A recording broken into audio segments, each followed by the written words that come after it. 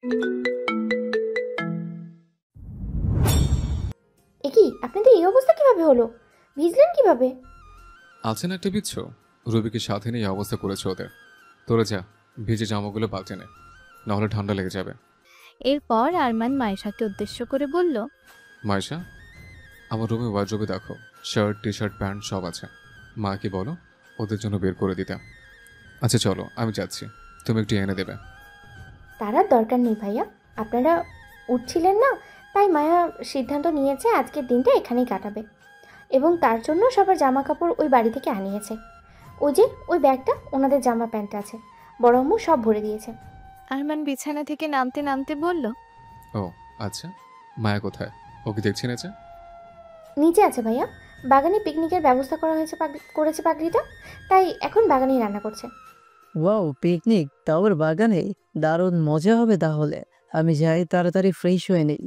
মাইশা, আমার টি শার্টটা একটু বের করে দিও তো ব্যাগ থেকে। বলেই আবির ছুট লাগালো ওয়াশরুমের উদ্দেশ্যে। আয়ান চেঁচিয়ে উঠল, ওই ব্রো, আমি আগে যাব, দাঁড়াও। আয়ানের কথা শেষ হওয়ার আগেই আবির ওয়াশরুমে ঢুকে দরজা বন্ধ করে দিল। আরমান বলে উঠল, তুই মায়ের সাথে রুমের ওয়াশরুমে চলে যা, আমি আমার রুমে যাচ্ছি। আয়ান মাথা নাড়িয়ে সায় জানালো। এরপরও যেখানে ওদের জামা কাপড়ের ব্যাগ রাখা আছে সেদিকে এগিয়ে গেল জামা বের করার উদ্দেশ্যে। মাইশা সেটা দেখে বলল, আপনি যান, আমি আপনার ড্রেসটা নিয়ে আসছি। নিজের কাজে আমি নিজেই খুব ভালো করে করতে পারি, কারোর হেল্পের প্রয়োজন নেই। মাইশা অসহায় চোখে তাকালো। ওকে যে আর কত অবহেলা সহ্য করতে হবে আল্লাহই ভালো জানেন। আরমান বিরক্ত কণ্ঠে আয়ানকে উদ্দেশ্য করে বলল, আয়ান, মাসে বললো তো ও নিয়ে যাচ্ছে তোর জামা, পুরো ভিজে আছিস, এই অবস্থা বেশিক্ষণ থাকা ঠিক নয়। তুই যা, ও নিয়ে যাচ্ছে। আর এইভাবে কতদিন চলবে? মানুষ মাত্রই ভুল করে, কিন্তু সে যখন তার ভুল বুঝতে পেরেছে, অবশ্যই তাকে আর একটা সুযোগ দেওয়া উচিত। তাই বলবো, যত তাড়াতাড়ি সম্ভব সব ঠিক করে নে, এইভাবে জীবন চলে না। আয়ান একবার তাকালো মাইশার দিকে। মাইশা মাথা নিচু করে রেখে নিঃশব্দে চোখের পানি ফেলছে। আয়ান কোনো কিছু না বলেই নির্বিকার ভঙ্গিতে রুম থেকে বেরিয়ে গেল, জামা প্যান্ট না নিয়ে। মাইশা ওটা দেখে এগিয়ে গিয়ে ব্যাগ থেকে জামা বের করতে শুরু করলো। এদিকে আরমান একটা দীর্ঘশ্বাস ছেড়ে বেরিয়ে যেতে নিল রুম থেকে। ঠিক তখনই মাইশা পিছন থেকে ডাক দিল। ভাইয়া। আরমান পিছনে ঘুরে উত্তর দিল, কিছু বলবে? হ্যাঁ মানে আসিফ ভাই এসেছে, নিচে বাগানে মায়া এতক্ষণ একা ছিল ওনার সাথে, এখন মনে হয় রবি আপু আর সামিয়া গিয়েছে। আরমান অবাক হলো। হোয়াট? আসিফ এখানে কিভাবে আসলো? উনি ওই বাড়ি গিয়েছিল আগে, আমরা সবাই এখানে আছি শুনে উনি এসেছেন, এটাই বললেন। আরমান চিন্তিত গলায় বলল, তুমি ওর কাছে মায়াকে একা ছাড়লে কেন? তুমি তো জানোই সবকিছু। আসলে আমার ফোনটা রুমে ছিল, কল এসেছিল তাই। আচ্ছা, আমি দেখছি। বলেই আরমান বেরিয়ে গেল রুম থেকে। এইদিকে তখন মায়া একবার আসিফের দিকে তাকিয়ে উঠে চলে গেল। আসিফ পেঁয়াজের খোসা ছাড়াতে ছাড়াতেই বলল, মায়াপরি, তুমি কি জানো শাড়িতে তোমাকে পুরো মায়াবতী লাগে? আসলে মায়া ঘুম থেকে উঠে ফ্রেশ হয়ে শাড়ি পরেছিল। আরমানের রুমে আরমানের আর ওর বিভিন্ন ড্রেস রাখা, তার মধ্যে হলুদ এক রঙা জর্জেটের শাড়িটা ওর ভীষণ পছন্দ হয়েছিল, তাই এটাই গায়ে জড়িয়ে নিয়েছে। প্লিজ ভাইয়া, মায়াবতীটা বলবেন না, এটা উনি ডাকে, আর আমি চাই এই ডাকটা একান্তভাবে ওনারই থাক। আর সবার আড়ালে মায়াপরিও বলে ডাকার দরকার নেই। সবার সামনে যেমন মায়া বলে ডাকেন, তেমন সবার আড়ালেও মায়া বলে ডাকলে খুশি হব। মায়াবতী? না, হয় নাই বললাম। কিন্তু তুমি কি জানো, সেই প্রথম যেদিন তোমাকে দেখেছি সেদিন থেকেই তোমাকে মায়াপুরী বলেই ডাকি আমি। তোমার তো আগের কিছুই মনে নেই। তোমার সাথে আমার খুব ভালো বন্ধুত্বপূর্ণ সম্পর্ক ছিল আগে। তুমি অসুস্থ হওয়ার পর আমি কিছুদিনের জন্য বিদেশে চলে যাই, আর আফসোস, ধীরে ধীরে হারিয়ে ফেলি তোমার মতো মিষ্টি বন্ধুটাকে। তোমার স্মৃতি থেকে সব কিছু মুছে যাওয়ার পর আমি তোমাকে সময় দিতে পারিনি, তাই তুমি আমাকে একেবারেই ভুলে গেলে। যখন অসুস্থ ছিলে তখনও তুমি আমার সাথে খুব ফ্রেন্ডলি মিশতে, কিন্তু ওই যে হঠাৎ করে লন্ডন চলে যাওয়ায় ভুলে গেলে আমাকে। ধীরে ধীরে সুস্থ হয়ে উঠলে ঠিকই, কিন্তু অসুস্থ থাকার সময় কালের ঘটনাগুলো ভুলে গেলে। কিন্তু অসুস্থ থাকার সময় কিছু কিছু ঘটনা মনে আছে আমার।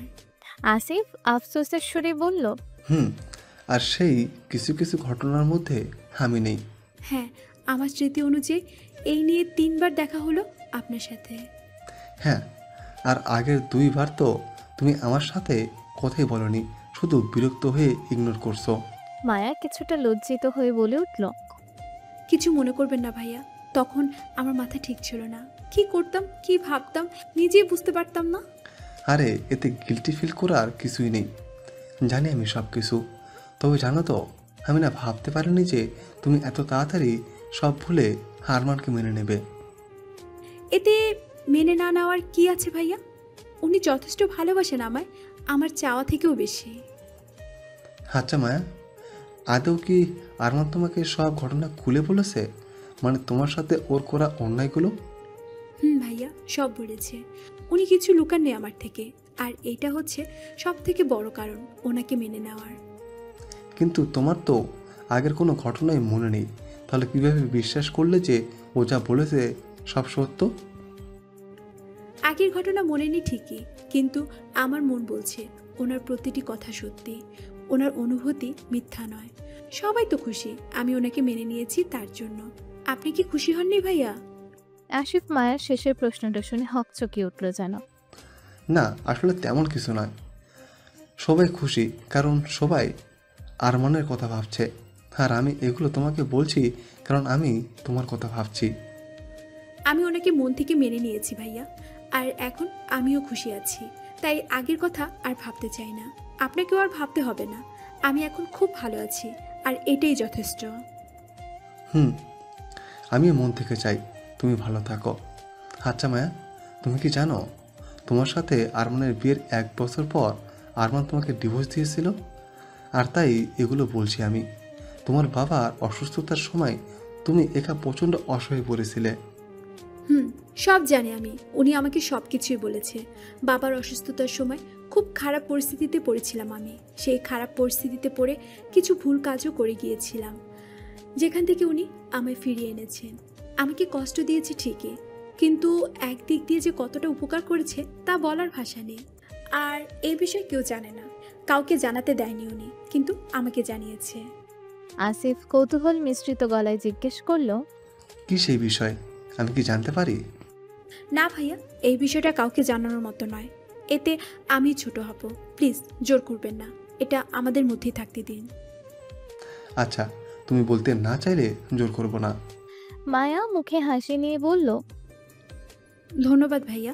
আর ডিভোর্সের বিষয়টা বলবেন না, ওটাও জানি আমি। আপনি হয়তো কিছুটা ভুল জানেন। উনি আমাকে ডিভোর্স দিয়েও দেননি। মানে ডিভোর্সের পেপার পাঠিয়েছিল ঠিকই, কিন্তু উনি সাইন করেননি, অথচ আমি সাইন করে দিয়েছিলাম। আর উনি মায়াকে ডিভোর্স দিতে চেয়েছিলেন, কিন্তু মায়াবতীর জন্য।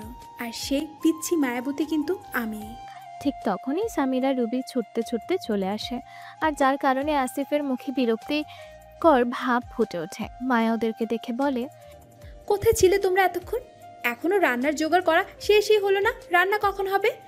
মাইশা আপু গিয়ে থেকে গেল। সামিরা মায়ার গলা জড়িয়ে ধরে বলল, আমার কিউট পিউট ভাবিমণি, রাগ করো না প্লিজ। এই তো আমরা চলে এসেছি। ভাইয়া ঠিকই উঠিয়ে দিয়েছি ঘুম থেকে, ওরাও এক্ষুনি চলে আসবে। সবাই একসাথে কাজ করলে খুব তাড়াতাড়ি হয়ে যাবে, দেখো। ঠিক তখনই গটগট পায়ে উপস্থিত হলো আরমান। গম্ভীর গলায় মায়াকে ডেকে উঠল। মায়া, রুমে এসে একবার দরকার আছে। মায়া আরমানকে দেখে অবাক গলায় বলল, এ কি, আপনি এখনো ফ্রেশ হননি? এভাবেই নিচে চলে এসেছেন? আরমান মুখে ফুটে উঠল বিরক্তিকর ভাব। গম্ভীর গলা আরো কিছুটা গম্ভীর হয়ে উঠল। আমি তোমাকে ওখান থেকে উঠে আসতে বলেছি, কথা কানে যায় না? আরে বাবা, আসছি। এত রেগে আছেন কেন? হঠাৎ কি হলো আপনার? আরমান কোনো উত্তর দিল না। মায়া ওর কাছে গিয়ে দাঁড়াতেই আরমান ওর হাত ধরে গটগট পায়ে হাঁটতে শুরু করলো। আরমানের পায়ের সাথে পা মেলাতে গিয়ে রীতিমতো দৌড়াতে হচ্ছে মায়াকে। আসিফ কেমন যেন চোখে তাকিয়ে রইল ওদের চলে যাওয়ার দিকে। এদিকে মায়া বিরক্ত হয়ে বলল, আরে এভাবে টানছেন কেন? দেখছেন তো শাড়ি পরে আছি, হাঁটতে কষ্ট হচ্ছে। ইতিমধ্যেই ওরা বাড়ির ভেতর প্রবেশ করেছে।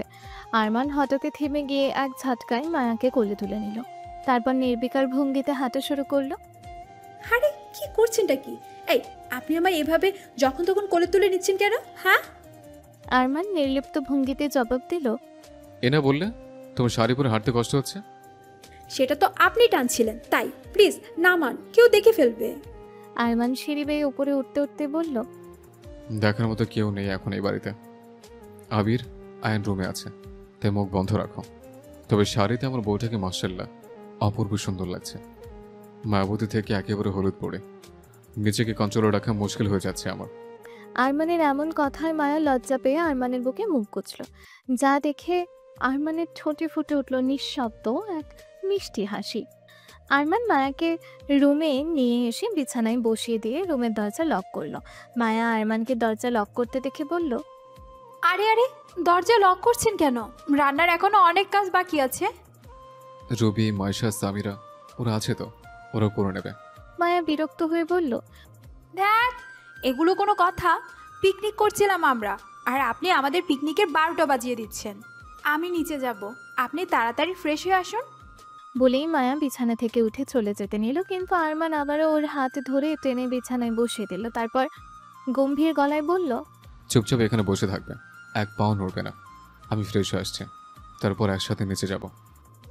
কিন্তু কেন? আমি এখন গেলে কি হবে? কিছু হবে না, আমি বলেছি, তাই চুপচাপ বসে থাকবে। বললাম তো, আমি ফ্রেশ হয়ে আসি, তারপর একসাথে নিচে যাব।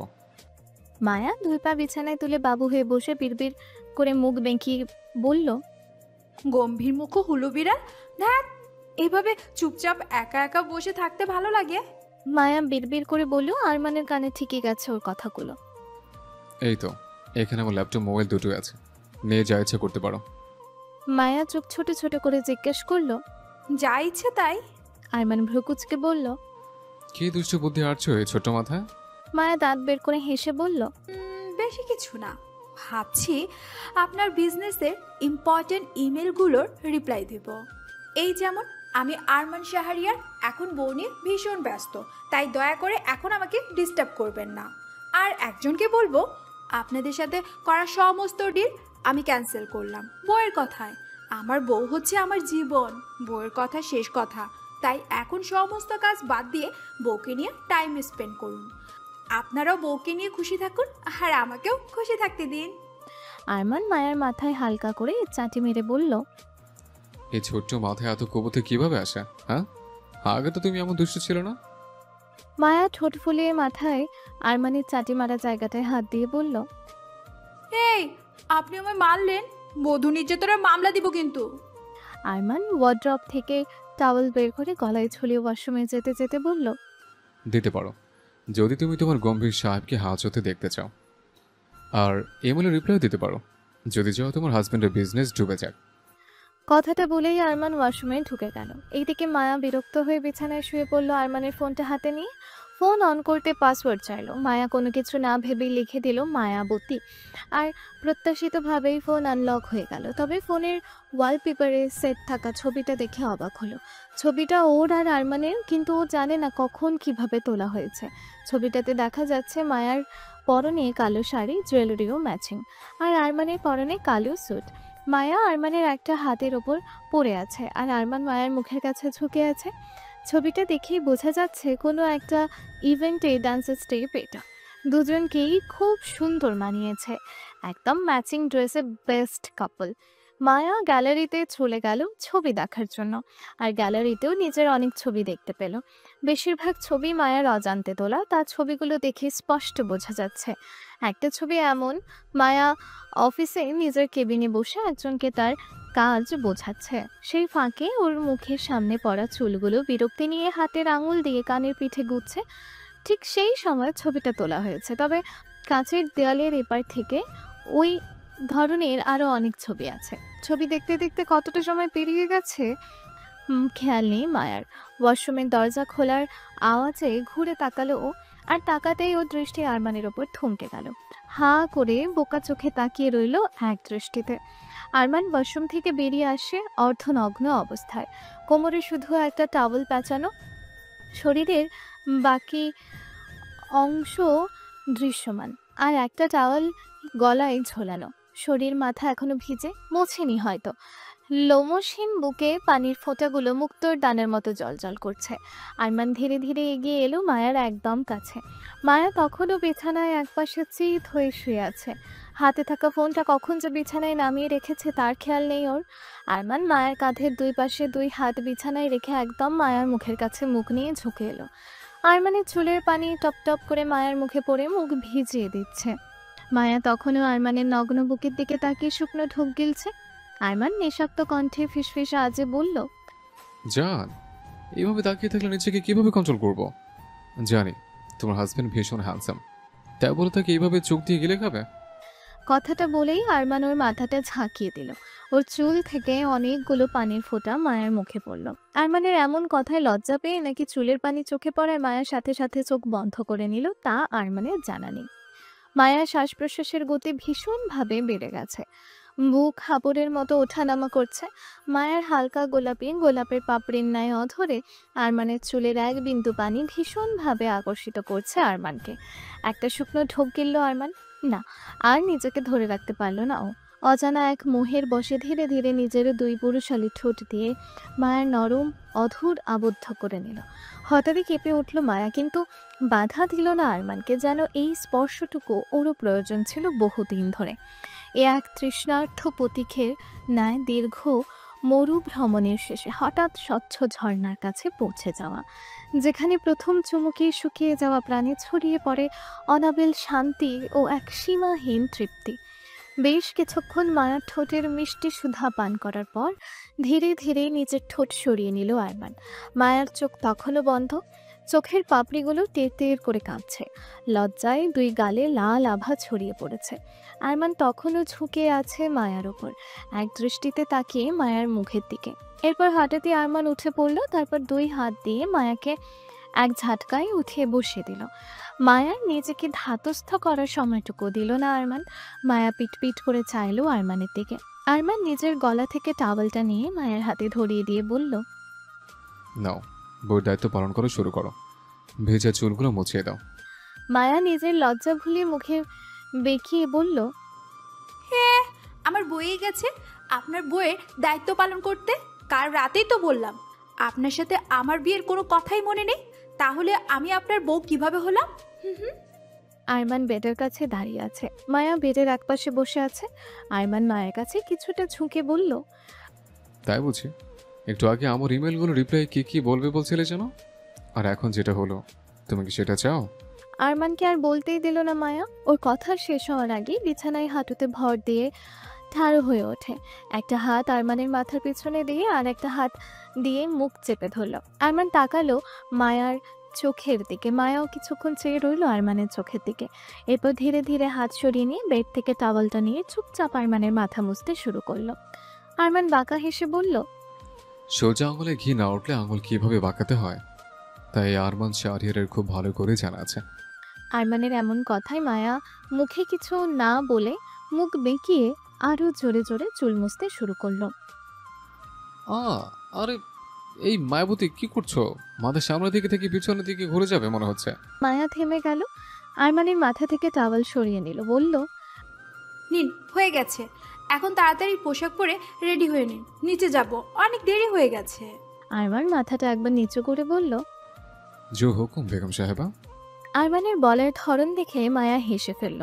আরমানও মৃদু হাসলো, এগিয়ে গেল ওয়ার্ড্রবের দিকে পোশাক বের করার উদ্দেশ্যে। মায়ার এমন হাসি মাখা মুখ ওর হৃদয়ে প্রশান্তির হাওয়া বইয়ে দিচ্ছে। মায়াকে নিয়ে এই ছোট ছোট খুনসুটিময় দিনগুলোর জন্য কত যে অপেক্ষা করেছে তার হিসাব নেই। কত রাত নির্ঘুম কাটিয়েছে। এই দিনগুলো স্বপ্ন সাজিয়েছে মনের ক্যানভাসে, আর সেই স্বপ্ন কল্পনাগুলো আজ বাস্তবে রূপান্তরিত হচ্ছে। এই অনুভূতি কাউকে বলে বোঝানোর মতো নয়। আরমান পোশাক পরতে পরতে মায়াকে জিজ্ঞেস করলো, আচ্ছা মায়াবতী, আসিফ কি তোমায় কিছু বলেছিল? মায়া স্বাভাবিকভাবেই বলল, বলছি তো। আরমান ভ্রুকুচকে জিজ্ঞাসা করলো, কি বলছিল? সে অনেক কথা, পরে বলবো। না, এখন বলো কি বলছিল। উফ, আপনি না অনেক জেদি একটা মানুষ।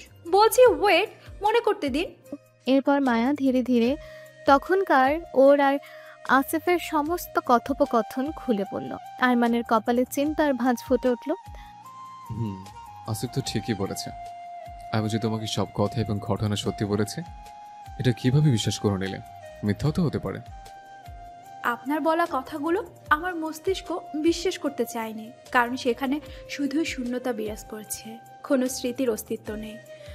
কিন্তু আমার মন, আমার হৃদয় সেগুলো নিঃশব্দে বিশ্বাস করে নিয়েছে। কারণ আপনার কথা ছিল সেই অনুভূতির ছোঁয়া, যা আমার ভিতরের অনুভূতির সঙ্গে মিশে গিয়ে এক হয়ে গেছে, যা স্মৃতির চেয়েও গভীর। মায়ার বলা কথাগুলো শুনে আরমান প্রত্যুত্তরে কিছু বলার মতো আর খুঁজেই পেল না। হৃদয় ছুঁয়ে গেল ওর বলা কথাগুলো। বেডে বসে থাকা মায়ার কাছে এগিয়ে এসে আলতো ঠোঁটের ছোঁয়ায় কপালে এঁকে দিল স্নেহের পরশ। এরপর আরমান নরম গলায় বলল, আচ্ছা শোনো, আসিফের থেকে দূরে দূরে থাকবে সবসময়। আমি যেন না দেখি ওর সাথে কথা বলতে। ও কথা বলতে চাইলে ওকে ইগনোর করবে, বুঝছো? কিন্তু কেন? উনি তো খুব ভালো মনের একটা মানুষ। তবে হ্যাঁ, ওনার বলা কথাগুলো একটু কেমন যেন। আরমান একটা দীর্ঘশ্বাস ছেড়ে মায়ের পাশে বসে বলল, জানো মায়া, তুমি না স্মৃতি হারানোর আগে অনেকটা অন্যরকম ছিলে। চোখের দৃষ্টি তীক্ষ্ণ, কথার মধ্যে দৃঢ়তা, একেবারে শক্তপোক্ত আত্মবিশ্বাসে ভরপুর এক কঠিন নারী। আমি ডান দিকে যেতে বললে তুমি বাঁ দিকে যেতে, আমার প্রতিটা কথার দৃঢ়ভাবে উত্তর দিতে। আর এখন একবারে সহজ সরল বোকাশোকা হয়ে গেছে। সবার মনের প্যাচ বোঝার মতো ক্ষমতা তোমার এখন নেই। তাই শুধু এতটুকু জেনে রাখো, আসিফ তোমাকে বলেছে না যে তোমার সাথে ওর আগে বন্ধুত্বপূর্ণ সম্পর্ক ছিল, ওটা একেবারেই মিথ্যা। ওর সাথে তোমার পরিচয় হয়েছিল আমার অ্যাক্সিডেন্টের কদিন আগে। তার আগেও লন্ডনে ছিল, আমাদের বিয়ে উপলক্ষে এসেছিল। ও তোমার সাথে মিশতে চাইতো, কথা বলতে চাইতো, আর তুমি তখন ওকে ইগনোর করতে। ও তোমার সাথে বন্ধুত্ব করতে চেয়েছিল, কিন্তু তুমি তার সুযোগ দাওনি। মায়া মাথা নাড়িয়ে বলল, ও আচ্ছা, বুঝেছি। আর তার জন্যই উনি আবারও মিথ্যে বলে আমার সাথে বন্ধুত্ব করতে চাইছে। আচ্ছা, আমার সাথে বন্ধুত্ব করে ওনার কি লাভ? আরমান মায়ের কথা শুনে আবারও একটা দীর্ঘশ্বাস ছাড়ল। মেয়েটা সত্যিই আগের থেকে অনেকটা অবুঝ হয়ে গেছে। আরমান মায়ের এক গালে হাত রেখে বলল, বললাম না তুমি এখন অনেকটা সহজ সরল বোকাচোকা হয়ে গেছো। অন্যের মনের প্যাচ বোঝার মতো ক্ষমতা তোমার নেই। বুঝতে হবে না তোমায়, আমি আছি তো, সব কিছু সামনে নেব। শুধু আমি যেগুলো বলছি সেগুলো মাথায় রেখো। যেটা বারণ করছি সেটা ভুলেও করবে না, ঠিক আছে?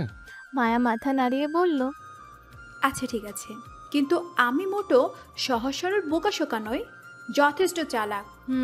দেখলেন না অফিসে কেমন ওই কাচের দেয়ালটা দেখেই বুঝে গেলাম আপনি আপনার জীবনের স্পেশাল মানুষটাকে স্পেশালভাবে দেখার জন্য ওই স্পেশাল কেবিন বানিয়েছিলেন, আর সেই কেবিন দিয়েছিলেনও স্পেশাল মানুষকে। আচ্ছা তাই বলছি। আর তোমার ভাবনা অনুযায়ী সে স্পেশাল মানুষটি কে ছিল? রাতের পুরো ঘটনা আবির আমাকে জানিয়েছে। তুমি এতটাই চালাক যে তার জন্য ভেবেছিলে বাড়িতে বউ রেখে আমি গার্লফ্রেন্ড নিয়ে ঘুরছি, তাই না? মায়া ওর জিভ কাটলো, আমতা আমতা করেই বলল, ওই ভাবনাতে আমার কি দোষ? হ্যাঁ, আয়ন ভাইয়াও তো বলেছিল ওই কেবিন আপনার হেড ডিজাইনার নিশানা ফিশা নামের কারো ছিল। আমি কি আর জানতাম যে ওই হেড ডিজাইনার আমি নিজেই ছিলাম? আরমান মাথা নাড়িয়ে নাটকীয় ভঙ্গিতে বলল, তাই তো, তোমার কি দোষ? সব দোষ তো ওই আয়নের। এরপর মায়া কিছু মনে পড়েছে এমন ভঙ্গিতে বলে উঠল, এই যা আমার পিকনিক। দেখ কত দেরি হয়ে গেল আপনার সাথে কথা বলতে বলতে, আমার খেয়ালই নেই। এই তাড়াতাড়ি চলুন। বলেই মায়া তাড়াহুড়ো করে উঠে দাঁড়ালো নিচে যাওয়ার জন্য। আরমানও বিছানা থেকে উঠে দাঁড়িয়ে মায়ার হাত টেনে ধরল, যার কারণে বিরক্ত হয়ে মায়া পিছনে ঘুরে জিজ্ঞেস করলো, আবার কি হলো? কি বলেছি মনে আছে তো? আসিফের থেকে একদম দূরে দূরে থাকবে। হ্যাঁ হ্যাঁ মনে আছে, দয়া করে এবার তো চলুন। হ্যাঁ চলো। এরপর আরমান একটা দুষ্টু হাসি দিয়ে জিজ্ঞেস করলো, আচ্ছা মায়া, বলছি তো তুমি এখন শাড়ি পরে আছো, হাঁটতে পারবে তো? মায়া ঝটকায় আরমানের থেকে দূরে সরে গিয়ে বলল, এই একদম না, আর নয়, আমি বেশ হাঁটতে পারবো, শুধু কাছে আসার ধান্দা। বলেই মায়া দরজা খুলে বেরিয়ে গেল। আরমান মৃদু হাসলো, এরপর বড় বড় পা ফেলে এগিয়ে গেল মায়ের কাছে। মায়ার ছোট্ট নরম হাতটা নিজের শক্ত হাতের মুঠোয় ধরে হাঁটা শুরু করলো। মায়া বিরক্ত হয়েই বলল, উফ, বাচ্চা নই আমি যে হাত না ধরলে পড়ে যাব। তুমি তো আমার কাছে বাচ্চাই, গনে গনে 8 বছরের ছোট আমার থেকে। আমার বাচ্চা বউ পিচ্ছি মায়াবতী, এইভাবেই সারা জীবন তোমার হাত ধরে আগলে রাখতে চাই। আরমান আর মায়া একসাথে নিচে নামতে বাগানের অবস্থা দেখে মায়া থমকে দাঁড়ালো। কিছুক্ষণ সে হাসবে নাকি কাঁদবে বুঝেই উঠতে পারলো না। চারপাশে একেবারে লন্ডভন্ড, মনে হচ্ছে রান্নার বদলে যুদ্ধক্ষেত্র তৈরি হয়েছে। আয়ানকে আলু খোসা ছাড়াতে দেওয়া হয়েছিল, কিন্তু জীবনে কোনোদিন এমন কাজ করেনি সে। ফলে খোসার সাথে অর্ধেক আলু বাদ দিয়ে ফেলে দিচ্ছে। এক একটা আলু যেন চিকন হয়ে অদৃশ্য হয়ে যাচ্ছে। মায়া অবাক হয়ে তাকিয়ে বলল, আরে আয়ান ভাইয়া, তুমি আলুর খোসা ছাড়াচ্ছ নাকি আলুর জানাজা পড়াচ্ছ? আয়ান মাথা চুলকে হেসে বলল, ভাবিমণি, তুমি এসে গেছো। আমার ভাবলাম হয়তো রান্না শেষ হওয়ার পর তোমাদের দর্শন পাবো, আর এই আলুর কথা বলছো। শোনো, শিল্পকর্ম তো আর একদিনে শেখা যায় না। দেখছো না আমি মডার্ন আর্ট করছি। এদিকে আসিফের হাতে দেওয়া হয়েছিল পেঁয়াজ কাটার কাজ। পেঁয়াজের ঝাঁঝে চোখের জলে নাকের জলে অবস্থা বেহাল। ছুরি নামিয়ে 2 হাত দিয়ে চোখের পানি মুছে কাঁদতে কাঁদতেই বলল, ভাই, আমি কি রান্নায় হেল্প করতে বসেছি নাকি নিজের জন্য আজীবনের দুঃখ ভরা কাহিনী লিখতে বসেছি? এগুলো পেঁয়াজ নাকি আমার শত্রু বুঝলাম না। আমার চোখ জ্বলে যাচ্ছে। সামিরা হেসে বলল, খুব শখ না রান্নায় হেল্প করার? করো, আরও হেল্প করো। আমি তো তোমাকে ভালো কাজই দিয়েছিলাম আগে, শুনলে না আমার কথা? মনে রেখো, গরিবের কথা বাসি হলেও মিষ্টি হয়। যদিও আমি গরিব না, বড়লোক বাপের বেটি। এইদিকে আবিরের হাতে দেওয়া হয়েছিল ভিজিয়ে রাখা চাল ফুটন্ত পানিতে দেওয়ার দায়িত্ব। পানি থেকে ভাপ উঠেছে দেখে ও হাতটা একটু উপরে তুলে মাঝারি সাইজের বাটিতে চাল তুলে হাঁড়িতে ঢালার চেষ্টা করছিল, কিন্তু বেশ কিছুটা উপর থেকে ঢালার ফলে গরম পানি ছিটকে হাতে পায়ে গায়ে এসে লাগলো। ও মা গো, বাবা গো, পুড়ে গেলাম, আমি শেষ। ও আল্লাহ, কেউ বাঁচাও আমায়। চিৎকার করতে করতে লাফাতে লাফাতে সে হাত থেকে চালের বাটিটাও ফেলে দিল। লাফাতে লাফাতে আবির একেবারে সোজা গিয়ে পা ডুবালো আলু রাখা গামলার ভেতর। ব্যাস, গামলা উল্টে আলু সহ আলুর পানি গিয়ে বন্যার মতো পাশে রাখা আদা রসুন বাটা আর মশলার উপর হামলে পড়ল। মুহূর্তেই সবকিছু লন্ডভন্ড হয়ে গেল। হেই ব্রো, কি করলে এটা? বলেই আয়ান লাফিয়ে উঠল। আবির অসহায় মুখ করে তাকালো। মায়া অবাক হয়ে তাকিয়ে আছে, চোখে মুখে কাঁদো কাঁদো ভাব। মনে হচ্ছে আর একটু পরেই কেঁদে দেবে মেয়েটা। মায়েশা নিজের কপাল চাপড়ে বলল, হায় আল্লাহ, এরা রান্নার হেল্প করছে নাকি পিকনিকের নামে ধ্বংসযন্ত্র চালাচ্ছে? আয়ান আর আসিফ ওখানে বাবু হয়ে বসে থাকায় ওরাও কিছুটা ভিজে গেল আলুর পানিতে। ওরা উঠে দাঁড়াতেই ওদের কোমরের নিচে মানে প্যান্ট থেকে টপ টপ করে পানি পড়তে লাগলো। সামিরা কিছুটা দূরেই বসেছিল একটা চেয়ারে, হাসতে হাসতে ওর গড়াগড়ি খাওয়ার অবস্থা। ও হাসতে হাসতেই বলল, আয়ন ভাইয়া, আসিফ ভাইয়া, তোমাদের দেখে মনে হচ্ছে তোমরা প্যান্টেই হিসু করে দিয়েছো। কথাটা বলেই আবারও হেসে কুটি কুটি সামিরা। ওর কথা শুনে মাইশাও মুখ চেপে হেসে ফেললো।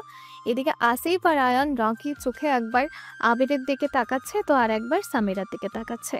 আরমান ঠোঁট কামড়ে হাসি চেপে গিয়ে গম্ভীর সুরে বলল, তাহলে বলছিলাম আজকের পিকনিকে আমরা আলু বাটা মশলা পেঁয়াজ চাল আর চিকেনের স্যুপ খাবো। আরমানের এমন কথায় মায়া এবার সত্যি সত্যি আওয়াজ করেই কান্না শুরু করলো। সবাই থতমত খেয়ে গেল মায়ের কান্নায়। তার মধ্যে আরমানও বাদ গেল না। আরে তুমি কাঁদছো কেন? মায়া কাঁদতে কাঁদতেই বলল, দিল আমার শখের পিকনিকের 12টা বাজিয়ে দিল। আরমান মায়াকে নিচের দিকে ঘুরিয়ে ওর চোখের পানি মুছিয়ে দিয়ে বলল, এসবের কি দরকার ছিল বলো তো? রেস্টুরেন্ট থেকে অর্ডার করে খাবার আনিয়ে নিলেই তো পারতে। তোমার যা ইচ্ছে সব পেয়ে যেতে সেখানে। কাঁদতে কাঁদতে হঠাৎ ঝাঁঝালো কণ্ঠে বলে উঠল মায়া, হ্যাঁ, আপনি তো কোটিপতি মানুষ, এসি রুমে পায়ের উপর পা তুলে বসে যা অর্ডার করবেন পেয়ে যাবেন। তাই এভাবে নিজে হাতে রান্না করে সবাই মিলে পিকনিক করার যে আনন্দ, সেটার মূল্যই বুঝবেন না। আরমান একটা দীর্ঘশ্বাস ছাড়ল। বাড়ির কেয়ারটেকার রহিমা খালা আর রহিমা খালার স্বামীকে ডেকে সবকিছু পরিষ্কার করে আবারও নতুন করে আয়োজন করতে বলল। শাস্তির স্বরূপ আবিরকে দিয়েও পরিষ্কার করালো। এরপর নিজে দাঁড়িয়ে থেকে সবকিছু আবারও নতুন করে আয়োজন করলো। আরমান হেল্প করছে মায়াকে। মায়া খুশি মনে আবারও কাজে লেগে গেল। এইবার আর আবির আয়ান আসিফ কাউকে কোনো কিছুতে হাত দিতে দেয়নি মায়া। রুবি মাইশা রহিমা খালা ওরা সবাই মিলেই করছে। বাকি ছেলেগুলো বসে বসে দেখছে। প্রায় 3টের দিকে মায়ার রান্না শেষ হলো। ঘেমে নিয়ে একাকার অবস্থা। সেই থেকে আরমান মায়াকে একবারের জন্য চোখের আড়াল হতে দেয়নি। ছায়ার মতো মায়ের পাশে থেকেছে। মায়া বলেছে এই গরমের মধ্যে না থেকে দূরে গিয়ে বসতে, কিন্তু আরমান তা শোনেনি। মায়ার হাতে হাতে সবকিছু এগিয়ে দিয়ে মায়াকে হেল্প করেছে। সাথে মাইশা রুবি তো ছিলই। এখন মায়া বিরিয়ানি দমে বসিয়ে স্যালাড রেডি করতে বসেছে। পাশেই আরমান বসে আছে। আর বাকি সবাই আশেপাশে বসে আছে। আসিফ চোখ বন্ধ করে খুব জোরে শ্বাস টেনে বিরিয়ানির ঘ্রাণ সুখে বলল, আহা, অনেক সুন্দর ঘ্রাণ বেরিয়েছে। আর কতক্ষণ লাগবে মায়া? বিরিয়ানির ঘ্রাণে খিদে দ্বিগুণ হারে বেড়ে গিয়েছে আমার। তোর খিদে বেড়ে গিয়েছে আর আমার পেটে এই দূর সূচো সব যুদ্ধ শুরু করে দিয়েছে। সেই যুদ্ধে ইঁদুর চুচো শহীদ হয়ে মারা গিয়ে পেটের মধ্যে থেকে দুর্গন্ধ ছড়াচ্ছে। ছি, কি গন্ধ! সামিরা নাক সিটকে বলল শেষের কথাটা। আবির দাঁত মুখ খিঁচিয়ে বলল, শামুকের বাচ্চা শামুক, তুই চুপ থাক, তোকে তো আমি পরে দেখে নিব, এখনো সেই প্রতিশোধে নেওয়া বাকি আছে। সামিরা মুখে কিছু না বলে ভেঙচি কাটল। মায়া আসিফের কথায় কোনো রিপ্লাই না দিয়ে পাশে থাকা আরমানের দিকে তাকালো। আরমান ওর দিকেই তাকিয়ে আছে শান্ত চোখে। নিচে আসার পর থেকে আসিফ অনেকবার চেষ্টা করেছে মায়ার সাথে কথা বলার, কিন্তু মায়া ইগনোর করেছে আসিফকে। এই তো ভাইয়া, সব তো হয়ে গেছে। সবাই ফ্রেশ হয়ে আসুন, আর এর মধ্যেই সব রেডি হয়ে যাবে, তাই না মায়া? আপু যান, সবাই ফ্রেশ হয়ে আসুন। আরমান অবাক গলায় বলল, ফ্রেশ হয়ে আসবি মানে? খাবো কোথায়? এই ফাঁকার মধ্যে? হ্যাঁ অবশ্যই, তাছাড়া আবার কোথায় খাবো? বাগানে মাদুর পেতে বসে সবাই একসাথে খাবো, এটাই তো মজা। হোয়াট? এখানে এইভাবে খেতে হবে? চেয়ার টেবিলের ব্যবস্থা করে অন্তত। মায়া বিরক্ত হলো প্রচণ্ড। এই, আপনি এমন কেন? হ্যাঁ যান, আপনাকে খেতে হবে না, আমরা সবাই এখানে খাবো, আর আপনি বাড়ির ভিতরে ডাইনিং টেবিলে বসে খাবেন। হয়েছে? শান্তি। আরে আমি কখন বললাম যে আলাদা খাবো বাড়ির ভিতর? জাস্ট বললাম যে এখানে টেবিল চেয়ারের ব্যবস্থা করে। না, অত ভালো আপনাকে করতে হবে না, কোনো চেয়ার টেবিল লাগবে না আমাদের, বুঝেছেন? আরমান অসহায় ভঙ্গিতে মাথা নাড়ালো। এরপর মায়া মাইশাকে উদ্দেশ্য করে বলল, আপু, বাড়ির পেছন দিকে কলা গাছ দেখেছি আমি, সেখান থেকে কলা পাতা নিয়ে আসার ব্যবস্থা।